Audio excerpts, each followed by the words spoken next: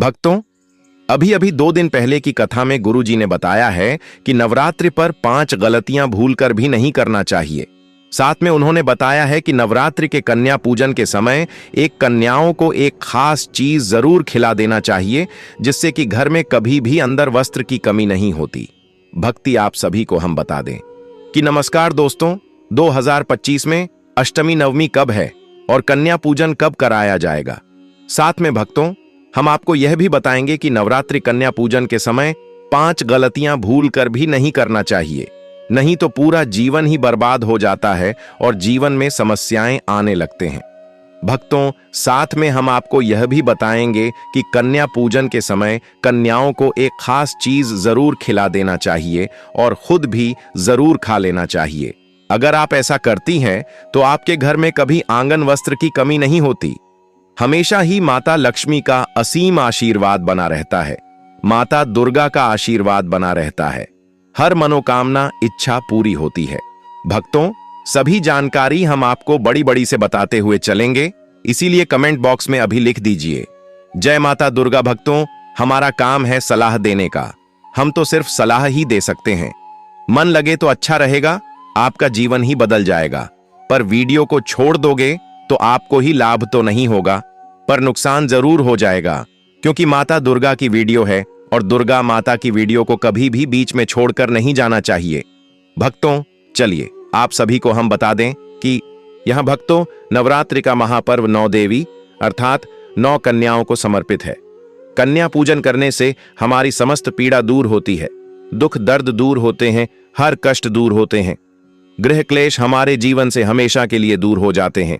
यहां तक कि पितृदोष, राहु दोष, मंगल दोष, काल सर्प दोष मात्र कन्या पूजन से क्षण से पीड़ित व्यक्ति को राहत मिलती है, सुकून मिलता है, घर में खुशियां आती हैं तथा अकाल मृत्यु घर में कभी नहीं होती। दोस्तों, आपको बता दें, इस बार माता रानी पालकी की सवारी पर पृथ्वी लोक पर आ चुकी है और भक्तों के कष्टों को दूर करेंगे। जब जब माता रानी पालकी पर सवार होकर आती है, तब तब धरती पर फूल खिलते हैं और वर्षा होती है तथा हरियाली की उत्पत्ति होती है और जीवन सुगम हो जाता है।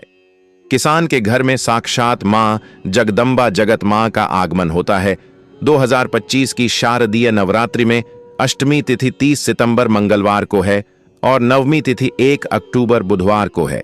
अष्टमी तिथि 29 सितंबर शाम 4:31 शुरू होकर 30 सितंबर शाम 6:06 समाप्त होगी। इस दिन कन्या पूजन के लिए शुभ मुहूर्त सुबह 5:01 से 6:13, दूसरा मुहूर्त 10:41 से 12:11 और अभिजीत मुहूर्त 11:47 से 12:35 तक है। राहु काल 3 बजे से 4:30 तक रहेगा। नवमी तिथि 30 सितंबर शाम 6:06 शुरू होकर 1 अक्टूबर शाम 7:01 समाप्त होगी। नवमी पर भी कन्या पूजन के लिए वही शुभ मुहूर्त है और राहु काल 3 बजे से 4:30 तक रहेगा। इन मुहूर्तों में पूजन और हवन करना अत्यंत शुभ है। शास्त्रों में 9 दिनों के नवरात्रि को बहुत ही शुभ और मंगलकारी माना जाता है और वही 8 दिनों के नवरात्रि को अच्छा नहीं माना जाता है। ऐसे में 10 दिनों के नवरात्रि बहुत ही शुभ मानी गई हैं। भक्तों, शास्त्रों के अनुसार नवरात्रि के दिनों में माता रानी का पूजन करने से, कन्या पूजन करने से मां अभय वरदान प्रदान करती है। कुंडली में जो कष्ट होते हैं उन्हें ठीक कर देती है। श्रीधर की तरह ही सच्चे हृदय वाले व्यक्ति के सभी कष्टों का निवारण मां शीघ्र ही करती है। मां की उपासना से विनम्रता का विकास होता है, सभी कष्ट, दरिद्रता, दुख कष्ट नष्ट हो जाते हैं। नवरात्रि में माता रानी का व्रत और पूजन किया जाता है, लेकिन नवरात्रि के दौरान सबसे ज्यादा महत्व होता है कन्या पूजन। दोस्तों, कन्या रानी जो होती है फूल की पंखुड़ियों की तरह नाजुक होती है।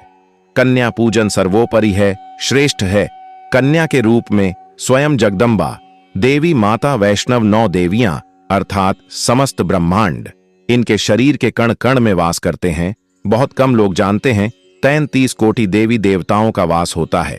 कन्याओं के मस्तक पर कन्या चाहे छोटी हो चाहे बड़ी हो, वह सदैव पूजनीय है, मां के समान मानी जाती है, भक्तों माना जाता है। व्रत और उपासना से माता रानी इतना प्रसन्न नहीं होती है जितना कि कन्या पूजन से होती है। नवरात्रि में छोटी छोटी कन्याओं को माता रानी का स्वरूप माना जाता है। कन्याओं को भोग लगाया जाता है, उन्हें प्रसन्न किया जाता है और बदले में आशीर्वाद मांगा जाता है। कन्याओं को खुश करने के लिए गिफ्ट आदि उपहार वगैरह दिए जाते हैं। माना जाता है अगर कन्याओं को कोई भेंट दी जाए और वह उसे खुशी खुशी स्वीकार कर ले तो इसका मतलब है माता रानी अर्थात माता वैष्णव ने वह भेंट स्वीकार कर ली। जिन पर कन्याएं प्रसन्न होती हैं तो समझो उन्हें माता रानी का आशीर्वाद मिल गया और माता रानी की कृपा से उन्हें मुंह मांगा वरदान प्राप्त होता है। कन्या पूजन कोई मामूली पूजन नहीं होता। समस्त ब्रह्मांड में जो पूजा होती है उनसे बढ़कर कन्या पूजन को माना जाता है।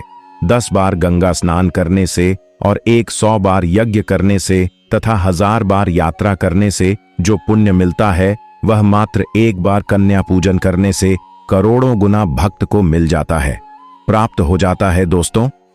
इसीलिए कहा जाता है कि कन्याओं को सताना नहीं चाहिए, इससे समस्त ब्रह्मांड हिल जाता है। कन्याओं की जितनी सेवा की जाए कम ही होती है। कन्याएं कोई मामूली नहीं होती। कन्या के रूप में स्वयं उनके मस्तक पर विराजमान होकर स्वयं देवी चलकर आपके घर तक आती है। नवरात्रि में 2 साल से लेकर 10 साल तक की कन्या का पूजन होना चाहिए। अष्टमी अथवा नवमी को कन्याओं के पैर धोकर भोजन कराना, उपहार आदि देना श्रेष्ठ माना जाता है, दुर्लभ माना जाता है। ऐसा मौका कभी हाथों से नहीं जाने देना चाहिए। इस दिन जितना ज्यादा हो सके कन्याओं को हाथ पकड़कर, पैर पकड़कर अपने घर तक लेकर आए। भक्तों, वीडियो में आगे बढ़ने से पहले आप अपनी राशि भी कमेंट बॉक्स में जरूर डाल दीजिएगा। यदि हमारे पास कोई उपाय होगा तो वह हम आपके कमेंट का रिप्लाई में बता देंगे। कोई भी राशि के अनुसार अगर उपाय करता है तो माता वैष्णव बड़ी प्रसन्न होती है। रानी का आशीर्वाद प्राप्त होता है। मांसाहार, मांस, मछली, अंडा। नवरात्रि की अष्टमी पर कन्याओं को मांसाहारी भोजन खिलाना बहुत बड़ा दोष माना गया है। कन्याएं स्वयं मां दुर्गा का स्वरूप होती हैं और मां को कभी भी हिंसा से जुड़े भोजन अर्पित नहीं किए जाते। मांस, मछली या अंडे जैसी चीजें तामसिक होती हैं जो वातावरण में नकारात्मक ऊर्जा फैलाती हैं। इनसे कन्या पूजन का पूरा पुण्य नष्ट हो जाता है। ऐसा करने से माता की कृपा की जगह रुष्टता मिलती है।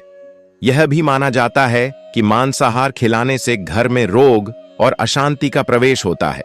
इसलिए कन्याओं को हमेशा सात्विक, शुद्ध और वैष्णव भोजन ही कराना चाहिए, जैसे पूरी, हलवा, चना, फल आदि बासी खाना। कन्या भोजन में कभी भी बासी या रात का बचा हुआ भोजन परोसना अपवित्र माना जाता है।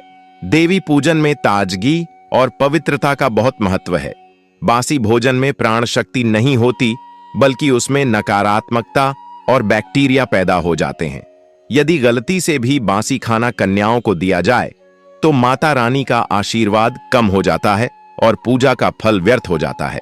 इसलिए अष्टमी या नवमी की सुबह ताजे शुद्ध घी और आटे से बनी पूरियां, उसी समय पकाया हुआ हलवा और ताजे चने ही परोसने चाहिए। ताजे भोजन की सुगंध और सात्विकता से वातावरण पवित्र होता है और कन्याएं प्रसन्न होकर मां का आशीर्वाद दिलाती हैं। प्याज और लहसुन, कन्याओं को भोजन में प्याज और लहसुन नहीं देना चाहिए। शास्त्रों में इसे राजसिक और तामसिक बताया गया है, जो मन और आत्मा की शुद्धि को कम कर देता है। नवरात्रि में की जाने वाली पूजा पूरी तरह सात्विक होती है, जिसमें लहसुन, प्याज जैसे तत्व अशुद्ध माने जाते हैं। कन्याएं देवी का स्वरूप हैं और उन्हें ऐसा भोजन खिलाना जिसमें प्याज, लहसुन हो, सीधे तौर पर माता को अशुद्ध भोजन अर्पित करने के समान है। ऐसा करने से पुण्य की जगह पाप लगता है और घर की शांति व समृद्धि पर भी असर पड़ता है। इसलिए कन्या पूजन में केवल सात्विक व्यंजन ही बनाने चाहिए, जो पूरी तरह से शुद्ध और मां को प्रिय हों। तीखा और मसालेदार भोजन, कन्याओं को अधिक मिर्च मसाले वाला अत्यधिक तीखा भोजन खिलाना भी वर्जित है। नवरात्रि में किया जाने वाला कन्या पूजन एक आध्यात्मिक अनुष्ठान है, जिसका उद्देश्य कन्याओं को प्रसन्न करके माता की कृपा पाना होता है। यदि भोजन बहुत तीखा या मसालेदार होगा तो वह स्वास्थ्य के लिए भी हानिकारक हो सकता है और सात्विकता भी भंग हो जाती है। देवी का स्वरूप मानी जाने वाली कन्याओं को ऐसा भोजन पचाना कठिन होता है और इससे शारीरिक असुविधा भी हो सकती है। इसलिए कन्या पूजन के लिए भोजन हल्का, पचने योग्य, कम मसाले वाला और पूर्ण सात्विक होना चाहिए। हलवा, पूरी, काले चने और फल इसका श्रेष्ठ उदाहरण है। पैकेट वाला या जंक फूड। आजकल कई लोग सुविधा के कारण कन्याओं को बिस्किट, चॉकलेट, बर्गर, पिज्जा या पैकेट वाला खाना दे देते हैं, लेकिन शास्त्रों में इसे बहुत बड़ा दोष बताया गया है। पैकेट वाले खाद्य पदार्थों में प्रिजर्वेटिव, केमिकल और तामसिक ऊर्जा होती है जो पूजा की पवित्रता को भंग करती है। कन्याएं देवी का स्वरूप हैं और उन्हें जंक फूड खिलाना पूजा का अपमान करने जैसा है। इससे माता प्रसन्न नहीं होती बल्कि नाराज हो सकती हैं। कन्या भोजन में केवल शुद्ध, घर में बने और सात्विक पकवान ही परोसने चाहिए। इससे घर में सुख समृद्धि आती है और देवी लक्ष्मी की कृपा स्थायी होती है। खट्टे खाद्य पदार्थ, अचार, इमली, नींबू आदि कन्या पूजन में खट्टे खाद्य पदार्थों का परोसा जाना वर्जित माना गया है। खट्टे व्यंजन जैसे अचार, इमली या नींबू स्वाद में भले ही अच्छे लगते हों, लेकिन ये भोजन को सात्विकता से दूर कर देते हैं। नवरात्रि में कन्याएं मां दुर्गा का स्वरूप होती हैं और उन्हें सात्विक, मीठा व संतुलित भोजन ही अर्पित करना चाहिए। खट्टे पदार्थ से शरीर में अम्लता बढ़ती है और यह पूजा की पवित्रता के विपरीत माना जाता है। ऐसा करने से माता की कृपा की जगह अशुभ फल मिलता है। कन्या भोजन में केवल हलवा, पूरी, चना या फल देना ही श्रेष्ठ है, शराब या नशीले पदार्थ। नवरात्रि में शराब या किसी भी तरह का नशीला पदार्थ न तो घर में रखना चाहिए और न ही किसी भी रूप में उसका सेवन करना चाहिए। कन्या पूजन में तो यह सबसे बड़ा अपराध माना गया है। शराब, बीड़ी, सिगरेट या किसी भी प्रकार का नशा तामसिकता का प्रतीक है और देवी पूजन में तामसिक वस्तु का कोई स्थान नहीं है। यदि भूल से भी कन्याओं को ऐसा कुछ दे दिया जाए तो यह माता का अपमान माना जाता है। इससे पूजा का सारा पुण्य नष्ट हो जाता है और घर में दरिद्रता और कलह प्रवेश कर जाते हैं। इसलिए इस दिन नशीली वस्तुओं से पूरी तरह दूरी रखनी चाहिए। बहुत अधिक तैलीय भोजन, कन्याओं को बहुत अधिक तेल में तले हुए या चिपचिपे भोजन खिलाना भी वर्जित है। अत्यधिक तेल युक्त भोजन स्वास्थ्य के लिए भी हानिकारक होता है और पवित्र कन्या पूजन की सात्विकता को भी कम करता है। हलवा, पूरी बनाते समय शुद्ध घी का प्रयोग तो उचित है, लेकिन अधिक तेल में तले हुए पकौड़े, समोसे या भारी पराठे देना उचित नहीं है। कन्याओं को हल्का, सात्विक और पौष्टिक भोजन खिलाना ही श्रेष्ठ है। इससे वे संतुष्ट होती हैं और आशीर्वाद देती हैं। भारी तेलीय भोजन कन्याओं के स्वास्थ्य पर भी असर डाल सकता है, इसलिए यह भूल कभी नहीं करनी चाहिए। नमकीन और बाजार की मिठाइयां कन्या भोजन में बाजार से लाए गए नमकीन या मिठाइयां परोसना अशुद्ध माना जाता है। बाजार का खाना कई बार बासी होता है, उसमें मिलावट और अपवित्रता रहती है। नवरात्रि में देवी पूजन का मूल आधार शुद्धता है। यदि कन्याओं को पैकेट वाला नमकीन, मिठाई या रेडीमेड खाना दिया जाए तो इससे पूजा का महत्व कम हो जाता है। शास्त्रों के अनुसार कन्या भोजन में घर पर बने ताजे पकवान ही श्रेष्ठ माने जाते हैं। घर के शुद्ध घी में बने हलवे और हाथ से बने चनों का स्वाद कन्याओं को प्रसन्न करता है और माता दुर्गा की कृपा को आकर्षित करता है। अधपका या जला हुआ भोजन कन्याओं को अधपका, जला हुआ या ठीक से न बना हुआ भोजन परोसना भी अशुभ है। ऐसा भोजन स्वाद और पवित्रता दोनों में दोषपूर्ण होता है। कन्याएं मां दुर्गा का रूप होती हैं और उन्हें जो भोजन अर्पित किया जाए वह पूर्णता और पवित्रता से बना होना चाहिए। यदि भोजन अधपका या जला हुआ है तो यह पूजा की शुद्धता को बिगाड़ देता है और देवी की नाराजगी का कारण बनता है। इसलिए भोजन को पूरी श्रद्धा और सावधानी से पकाना चाहिए। कन्याओं को प्यार और सम्मान से स्वादिष्ट व संपूर्ण भोजन खिलाने से ही पूजा का पूरा फल प्राप्त होता है। वस्त्र दान नवरात्रि की अष्टमी पर कन्याओं या जरूरतमंद महिलाओं को वस्त्र दान करना बहुत शुभ माना जाता है। शास्त्रों में वस्त्र दान को आवरण दान कहा गया है, जो तन की रक्षा और गरिमा का प्रतीक है। यह दान करने से जीवन में कभी वस्त्रों की कमी नहीं रहती और घर में ऐश्वर्य बना रहता है। विशेष रूप से लाल या पीले रंग के नए वस्त्र अष्टमी पर दान करने से माता दुर्गा अत्यंत प्रसन्न होती हैं और साधक को राजयोग, यश और कीर्ति प्रदान करती हैं।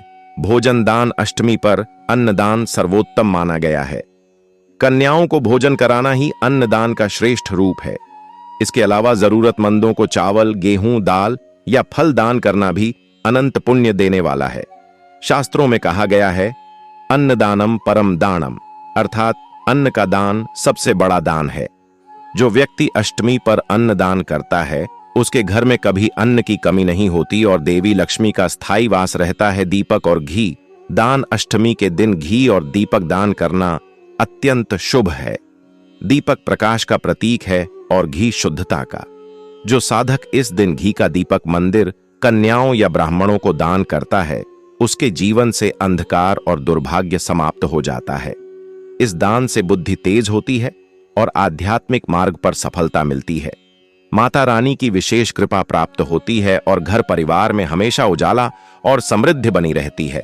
सुहाग सामग्री दान नवरात्रि की अष्टमी पर विवाहित स्त्रियों को सुहाग सामग्री जैसे चूड़ी, बिंदी, सिंदूर, कुमकुम, मेहंदी दान करना माता पार्वती को प्रसन्न करने वाला उपाय है। इसे सौभाग्य दान कहा गया है। ऐसा दान करने से घर की महिलाएं दीर्घायु सौभाग्यवती रहती हैं और परिवार में वैवाहिक सुख बना रहता है। माता रानी विशेष रूप से इस दान से प्रसन्न होती हैं और साधक को पारिवारिक सुख समृद्धि का आशीर्वाद देती हैं। जल का दान, जल जीवन का आधार है। अष्टमी पर जलदान करना अत्यंत पुण्यकारी होता है। कन्याओं को शुद्ध जल पिलाना या जरूरतमंदों को पानी के बर्तन, मटके या जल की व्यवस्था कराना माता को अत्यंत प्रिय है। इससे घर में कभी जल और धन की कमी नहीं होती। जलदान से पितृदोष और ग्रह दोष भी शांत होते हैं। शास्त्रों में कहा गया है कि जलदान करने वाला व्यक्ति कभी प्यासा नहीं मरता और उसे जीवन भर शांति प्राप्त होती है। काले चने नवरात्रि की अष्टमी पर काले चनों का विशेष महत्व है। यह मां दुर्गा को अत्यंत प्रिय माने जाते हैं। काले चने शक्ति, पराक्रम और स्वास्थ्य का प्रतीक हैं। शास्त्रों में कहा गया है कि अष्टमी पर काले चनों का भोग लगाकर कन्याओं को खिलाना और बाद में स्वयं भी प्रसाद स्वरूप खाना जीवन में आयु, बल और धन की वृद्धि करता है। काले चनों में प्रोटीन और ऊर्जा प्रचुर मात्रा में होती है जो शारीरिक शक्ति देती है। आध्यात्मिक दृष्टि से यह ग्रह दोष निवारण और रणमोचन का उपाय माना जाता है। यह भी मान्यता है कि अष्टमी पर काले चने खाने से शनि और राहु की पीड़ा शांत होती है। कन्याओं को काले चने खिलाने के बाद जब साधक स्वयं थोड़े से चने ग्रहण करता है तो माता रानी प्रसन्न होकर उसकी मनोकामनाएं पूर्ण करती हैं। इसलिए काले चने अष्टमी के प्रसाद में अनिवार्य हैं। पूड़ी पूड़ी नवरात्रि की अष्टमी पर पूजन का मुख्य प्रसाद है। शुद्ध आटे और घी से बनी पूड़ी को शास्त्रों में पूर्णता और संपन्नता का प्रतीक माना गया है। जब कन्याओं को पूड़ी खिलाई जाती है तो यह माना जाता है कि साधक अपने घर की संपन्नता को माता के चरणों में समर्पित कर रहा है। पूड़ी सात्विक भोजन है और इसका सेवन मन को संतोष और तृप्ति देता है। कन्याओं को पूड़ी खिलाने के बाद यदि स्वयं भी प्रसाद रूप में पूड़ी खाई जाए तो यह माता लक्ष्मी की कृपा का कारण बनती है। पूड़ी अर्पित करने से परिवार में अन्न धन की कभी कमी नहीं रहती और घर में खुशहाली बनी रहती है। हमेशा याद रखें, कन्याओं को प्लास्टिक के बने बर्तन में खाना नहीं खिलाना चाहिए। ऐसे बर्तन पूजा पाठ के लिए शुभ नहीं, अशुभ होते हैं, क्योंकि प्लास्टिक के ज्यादातर बर्तन जो होते हैं जानवरों की हड्डियों द्वारा बनाए जाते हैं। इसीलिए ऐसा पाप मत करना। कन्याओं को हमेशा स्टील के बर्तन या पत्तों से बने बर्तनों में ही भोजन कराना चाहिए। बहुत ही शुभ माना गया है। अगर पेड़ के पत्ते में भोजन कराते हैं तो माता अभय वरदान प्रदान करती हैं। एक और बात हम आपको बताने वाले हैं कि यदि नवरात्रों के समाप्त होने के बाद यदि बीच में कन्या पूजन में शुक्रवार का दिन पर किया जाए तो कन्याओं को कोई भी खट्टी चीज नहीं खिलाना चाहिए, क्योंकि शुक्रवार का दिन माता संतोषी को समर्पित होता है और माता संतोषी नवरात्रों के दिनों में सक्रिय अवस्था में होती है, यानी वह भी 9 देवियों के साथ में आपके घर में आती है। इसलिए कन्याओं को भूलकर भी शुक्रवार का दिन खट्टी चीज घर में नहीं बनाना चाहिए और कन्याओं को भी खट्टी चीज नहीं खिलाना चाहिए। घोर पाप लगेगा, आपका किया कराया सब बर्बाद हो सकता है। खट्टी चीजों से माता संतोषी रुष्ट हो सकती है, चिढ़ सकती है, आपको श्राप दे सकती है। भोजन कराने के बाद कन्याओं की थाली में एक लौंग जरूर रखना चाहिए, क्योंकि लौंग देवी शक्ति तथा दुर्गा मां को बहुत प्रिय है। लौंग माता शक्ति का प्रतीक होती है। लौंग में नवदुर्गा का वास होता है। इन 9 दिनों में माता रानी को लौंग का भोग लगाया जाता है, तो खाना खाने के बाद कन्याओं को लौंग अवश्य अर्पित करें। माता रानी को अमृत से बढ़कर लौंग प्रिय है, इसीलिए कन्याओं को थाली में चुपचाप एक लौंग जरूर रख दें। आपका भाग्य चमक जाएगा। माता लक्ष्मी आपके जीवन में धन की कोई भी कमी नहीं होने देंगे। भक्तों, आपको बता दें